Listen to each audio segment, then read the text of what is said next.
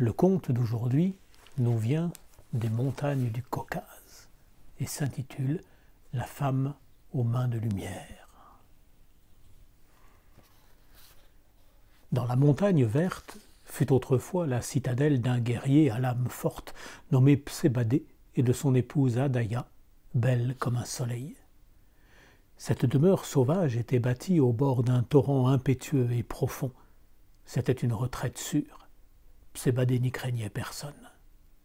Quand il partait en expédition, Adaïa s'asseyait à la fenêtre de sa plus haute tour, tendait ses mains au dehors et éclairait son chemin. Car cette femme incomparable avait le pouvoir de faire jaillir la lumière de ses doigts blancs.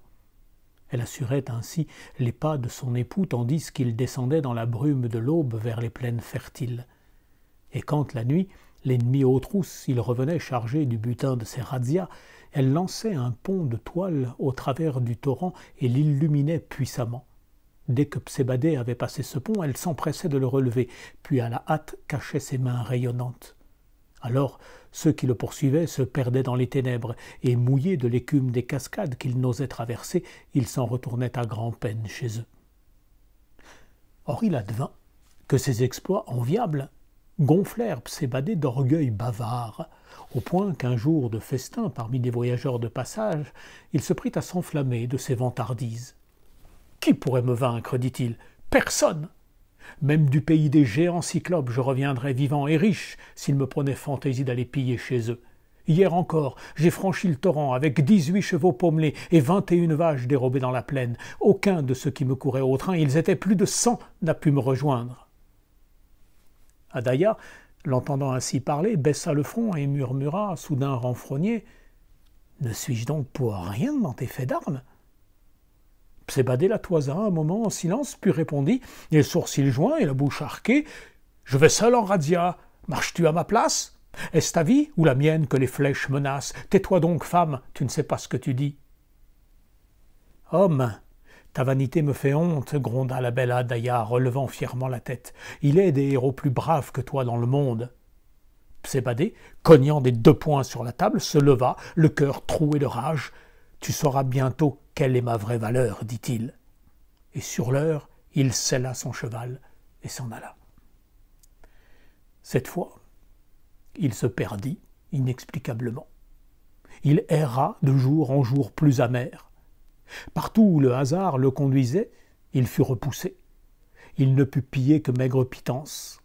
Sa monture se traînait bientôt sur les chemins pierreux, prise d'étranges fatigues, et sa belle pelisse de feutre délavée par les pluies et les soleils se fendit au milieu du dos. Alors, à bout de force, il décida de rentrer chez lui. Pour ne point revenir bredouille, sur le chemin du retour, il attaqua un village aux enclos foisonnants de bétail. Il ne put rien voler, et se trouva poursuivi par une meute de guerriers aux chevaux vifs. Une nuit, Adaïa, du haut de la tour où elle s'était enfermée, l'entendit appeler à l'aide de l'autre côté du torrent. Elle contempla sur ses genoux ses mains de lumière, mais ne bougea pas, pensant qu'il devait vaincre seul les ténèbres, puisqu'il en avait décidé ainsi. Elle attendit, guettant le bruit de la porte et le pas ferré de son époux sur les dalles. Le silence s'obstina. Alors, prise d'inquiétude, elle vint à la fenêtre, ouvrit le volet, tendit au dehors ses doigts éblouissants. Le bord du torrent était désert. Au loin, vers les terres basses, elle vit une tache noire sur une vaste pierre plate. Elle sortit à la hâte, et bondissant de rocher en buisson le long de la rive, elle parvint tout échevelée où était le corps de Psébadé que le courant tumultueux avait emporté. Il était mort. Elle poussa un hurlement de détresse et d'effroi, s'abattit sur lui et le tint embrassé jusqu'à l'aube. Quand le jour vint, elle l'ensevelit, s'agenouilla sur sa tombe et pleura. Elle resta ainsi 7 jours et 7 nuits le visage dans ses mains. Au matin du 8e jour, vint à passer un cavalier.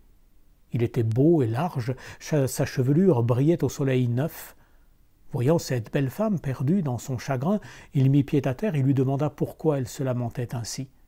« Qu'importe, lui dit-elle, tu ne peux rien pour moi, passe ton chemin. » L'homme lui répondit « Secourir une femme dans la peine porte chance aux aventureux. Réfléchis, dans 1 heure je reviendrai, alors tu me diras quelle douleur te tient et je t'aiderai. » Il remonta en croupe et s'enfuit le long du torrent. Adaïa le suivit des yeux. Elle le vit bientôt pousser son cheval dans les eaux tourbillonnantes. Elle pensa il va se noyer. Elle voulut lui crier de prendre garde. Elle n'en eut pas le temps. La monture et le cavalier, ruisselant d'écume, déjà reprenaient pied sur l'autre rive. « Quelle vaillance !» se dit-elle. « Le héros que je pleure fut moins brave que lui. Pour mon malheur, par la souveraine des mers et des rivières, il faut que j'éprouve cet homme. » Elle reva la tête, ouvrit les bras et pria ainsi le ciel. « Déesse terrible et généreuse, fais que le jour s'obscurcisse, que la tempête gronde, que les éclairs déchirent les nuées, que les cascades submergent les terres. » La sévère dame des rivières l'exauça. À peine Adaïa avait-elle parlé que de lourds nuages s'élevèrent, effacèrent la lumière du jour, tombèrent en aveuglant déluge. Dans le fracas de la tourmente, la femme aux doigts de lumière, courbée sur la tombe de son époux, entendit soudain un galop crépitant. Elle se redressa et vit au travers de l'averse le cavalier accourir à nouveau vers elle. « Pourquoi es-tu revenu » lui cria-t-elle. Il lui répondit en riant « Pouvais-je t'abandonner dans une pareille tempête ? Tu as risqué 1000 morts à franchir 2 fois ce torrent. Vois comme il est furieux. »« Ce n'est pas moi qui l'ai franchi, c'est mon cheval, » dit l'homme, riant de plus belle. Cette réponse plut à Adaïa. Elle baissa la tête pour dissimuler la lueur de ses yeux. Le cavalier s'assit à côté d'elle et couvrit ses épaules de son vaste manteau. Alors, tout soudain, la pluie cessa. Les nuages se dispersèrent. Le soleil à nouveau brilla haut dans le ciel et la terre alentour verdit. Seul le sol de la tombe resta aride et noir. « Regarde, dit Adaïa. Tout autour de nous semble éprouver du bonheur à vivre. Tout a fleuri en un instant, sauf ce carré de terre où est un mort. Pourquoi ? Parce que celui qui est couché là n'aimait que lui-même, répondit l'homme. Il n'aimait pas la vie. Adaïa baissa la tête et murmura.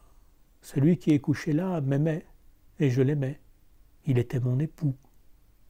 Tu l'aimais, mais il ne t'aimait pas, dit l'homme. S'il t'avait aimé, sa tombe se serait couverte de fleurs.